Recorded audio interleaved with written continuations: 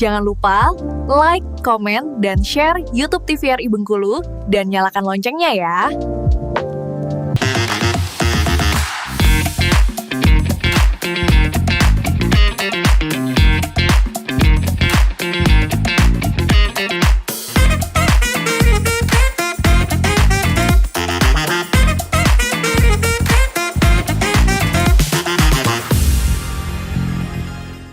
Assalamualaikum warahmatullahi wabarakatuh. Pemirsa Opini, apa kabar di hari ini? Senang sekali ya obrolan pas di sini kembali lagi. Tentunya di TVRI Bengkulu bersama saya di hari ini Iqbal Fatwa. Dan pastinya untuk Anda mudah-mudahan semuanya dalam keadaan sehat ya. Jangan ada yang sakit. Kalaupun ada yang sakit, semangat untuk segera pulih biar bisa beraktivitas seperti biasanya nih. Nah, obrolan pas di sini kita biasanya nih selalu akan mengundang narasumber-narasumber yang pastinya dengan tema-tema yang berbeda setiap episodenya. Dan kali ini kita akan membahas tentang seputar hal yang indah-indah sekali berkaitan dengan pariwisata. Nah, apalagi kita nih di Provinsi Bengkulu ini banyak sekali objek-objek pariwisata yang sudah punya nama ataupun yang lagi berkembang atau bahkan pariwisata yang masih terkukung, belum ada yang tahu, belum terekspos, belum tereksplor lebih jauh lagi. Nah, seperti apa obrolan kita kali ini? Sudah hadir di studio Opini, ini dia salah satu dosen muda. Wah, semangat muda berapi-api sudah hadir. Ada Hartanto SIKOM, MIKOM. Ya, wah, benar luar sekali. biasa sekali Pak dosen. Apa kabar Pak dosen? Alhamdulillah baik. Alhamdulillah baik. Nah, hari ini kita akan ngobrol bersama dengan Bapak dosen kita, yaitu pengembangan pariwisata perdesaan. Ya, Nah, benar seperti sekali. apa sih caranya atau seperti apa kiat-kiatnya mungkin nanti juga akan di-share sama Pak dosen kita bagaimana untuk mengembangkan pariwisata pedesaan, apalagi terutama untuk teman-teman yang mungkin sekarang lagi bisa jadi sekolah atau juga bekerja di luar daerah ya. Benar. Terus ingat kampung halaman, nah ingin memajukan desanya atau kampung halamannya. Nah, kita akan bahas di kali ini. Oke, langsung Pak dosen ini kalau dilihat dari wajahnya benar-benar fresh, benar-benar muda. Nah, kalau boleh tahu nih Pak dosen, untuk awal mula kuliah nih di S1 itu tahun berapa? Oke, untuk awal mulai kuliah itu masuk tahun 2015. Oke, 2015. Ya, lulus di tahun 2019. Oke. Kemudian langsung S2. Oh, lanjut. Ya. Dan untuk di S2 itu lulus di tahun 2021. 2021. Ya. Berarti 2015, 2019 lanjut lagi 19, 20, 21, 22. Ya. Selesai. Wah, luar biasa. Langsung semangatnya berapi-api sekali nih. Nah, ini pemirsa Opini masih penasaran nih. Pak dosen kita ini sehari-harinya mengajarnya di mana? Oke. Jadi kalau untuk sehari-hari saya mengajar di jurusan Ilmu Komunikasi FISIP Universitas Bengkulu. Oh, Ya. oke. Jadi untuk mahasiswa-mahasiswa FISIP Universitas Bengkulu, khususnya jurusan Ilmu Komunikasi, nah ini dosen kalian nih guys. Oke. Gimana nih rasanya toh? Ini kan bisa dibilang ya terpautan umurnya mungkin beda kalau zaman-zaman saya kuliah dulu kan dosen-dosen kita itu lumayan terpaut jauh umurnya, mahasiswanya umur 18-19an, baru-baru dosennya 35, 40 gitu. Nah, ini kan gap umurnya nggak terlalu jauh. Ya, jadi benar seperti sekali. teman, gimana rasanya? Jadi memang nuansanya juga terasa ya gitu, dimana saya juga masuk kategori Gen Z. Saya kelahiran 97 dan mahasiswa yang saya ajar itu juga masuk kategori Gen Z. Jadi dalam proses pembelajaran saya lebih menekankan pada bagaimana saya bisa memfasilitasi mereka. Jadi saya tidak menggurui gitu. Karena pada prinsipnya metode yang saya lakukan adalah bagaimana mahasiswa itu nyaman menerima pembelajaran dari saya. Ya, dan juga ada hal-hal yang memang tetap saya batasi. Seperti misalnya ketika menghubungi saya atau memanggil saya tetap menggunakan Pak. Tetapi masih ada yang memanggil Bang. Tapi dalam artian ketika di luar kampus silahkan memanggil Bang. Oke, benar-benar betul setuju. Jadi kalau lagi di kampus, seputaran kampus, urusan perkuliahan, itu memang ya kita sebagai bentuk rasa hormat kita terhadap dosen atau guru kita manggilnya memang Bapak atau Ibu gitu. Tapi kalau di luar kampus boleh ketemu Bang, biar jangan kaku gitu ya. Benar. Jadi kalau ketemu mungkin di mall, Bang, oh ya saya kemarin lupa Bang, mau nanya tentang ini, itu kan enak sharingnya ya. Saya akan memberikan keleluasaan ketika sudah berada di luar lingkungan kampus gitu. Tapi di dalam lingkungan kampus usahakan mahasiswa itu tetap memanggil dengan panggilan yang lebih istilahnya mungkin seperti kayak saya dengan mahasiswa itu kan saya sebagai guru dalam istilah betul, ya. benar. Jadi tetap saya menyaratkan kepada mahasiswa untuk memanggil Bapak. Oh, oke, mantap nih. Dan by the way ini sudah menikah atau belum, Tok? Untuk saat ini belum, Oke. tapi sedang berproses. Oke. Oh, sedang berproses, berarti Ya. sudah ada nih. Jadi untuk Insya mahasiswinya nih, berarti ada lah ya mungkin yang caper-caper sama Pak dosen. Dan alhamdulillah ya mungkin banyak juga gitu, dalam artian mereka sangat antusias lah mengikuti perkuliahan dengan saya. Oke.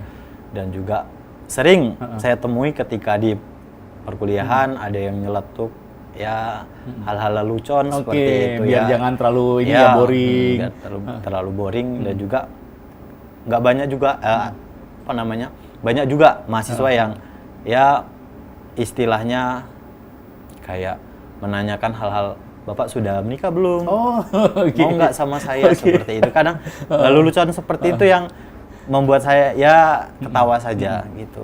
Bumbu-bumbu dalam belajar gitu ya kan, ya. benar, tetapi tetap saya tekankan kepada mahasiswa ketika perkuliahan kita ada batasan. Oke, gitu. betul. Untuk lelucon mungkin bisa kita gunakan ketika di luar perkuliahan gitu sih. Oh, oke, jadi suasananya membaur gitu Ya. ya.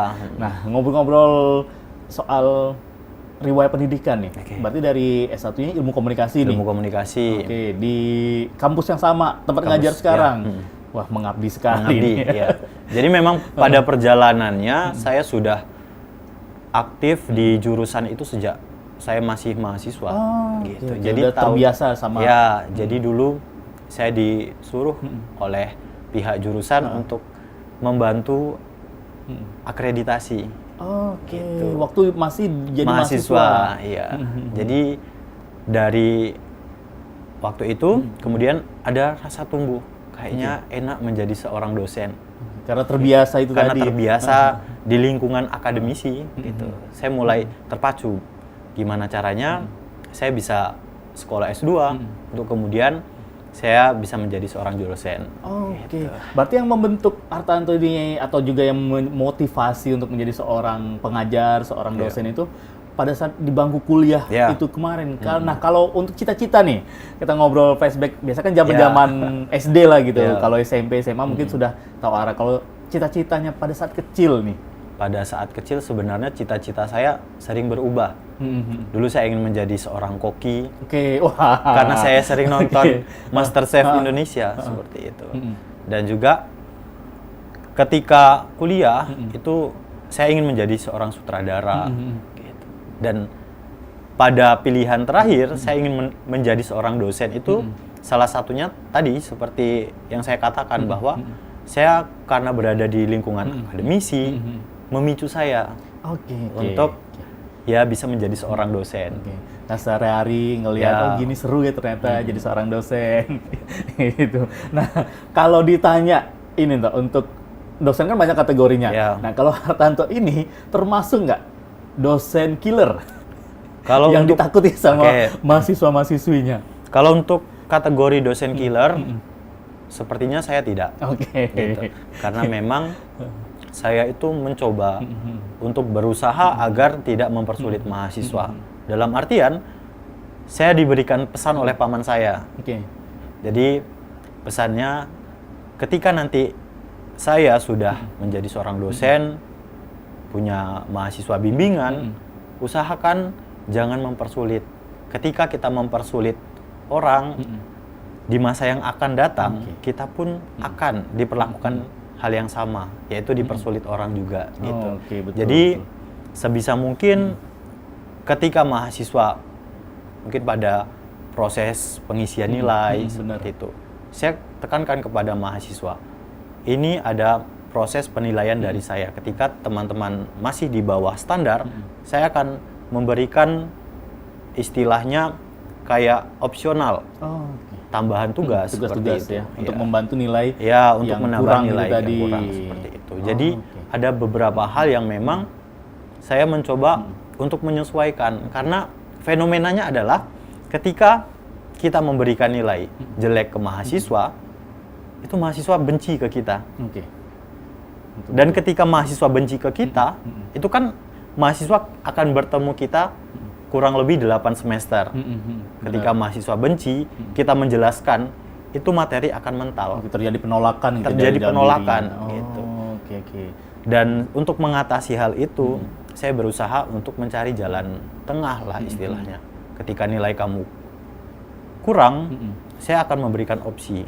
Ini ada tugas, silahkan dikerjakan dengan maksimal seperti itu. Oke, jadi begitu nilai udah keluar, oh ternyata kurang nih, masih D nih. Ya. Nah, langsung panggil mahasiswa yang bersangkutan, nih kamu dapat D nih. Saya akan kasih opsi gitu. Ya. Wah, keren. Pantes nih, pasti banyak fans nih kalau di kampus nih. Udah ditunggu-tunggu. Biasanya kalau dosen mau ngajar, dosennya udah datang, mahasiswanya banyak yang telat tuh, Ya. ada aja yang telat beberapa orang. Saya yakin nih kalau Hartanto ngajar, dia belum datang, di kelas sudah full nih, udah siap standby. Mungkin. Ya. Nah, untuk di S2, nah ini ngambil tetap di komunikasi. Ya. Nah, kalau apa kita bilang jurusan atau apanya nih untuk studinya nih? Kalau untuk di S2 itu lebih kepada peminatan kita, peminatan riset. Kalau untuk prodinya itu tetap ilmu komunikasi. Tetap komunikasi. Gitu. Jadi ditentukan kepada kemana arah kita melakukan riset, gitu. Nah, bidang saya itu terkait komunikasi pariwisata. Komunikasi pariwisata. Ya, mulai dari S2 itu saya mencoba untuk membidangkan. Saya ingin fokus ke bidang ini. Gitu. Oke, apa yang membuat nih seorang Hartanto nih tertarik nih komunikasi pariwisata nih? Komunikasi pariwisata. Memang hobi traveling dari zaman SMA, kuliah. Sebenarnya kenapa saya memilih bidang ini, tentunya saya melihat kajian komunikasi pariwisata itu bisa dilakukan secara luas. Oke. Gitu. Contohnya dalam S2 itu saya mengkaji bagaimana pemasaran digital di tempat atau di destinasi wisata di Kabupaten Rejang Lebong. Dengan kuatnya media sosial saat Ya, ini gitu ya. Namun dalam kajian saya menemukan bahwa ternyata pariwisata di perdesaan atau di daerah seperti Kabupaten Rejang Lebong itu belum maksimal. Dan itu menjadi sebuah masalah.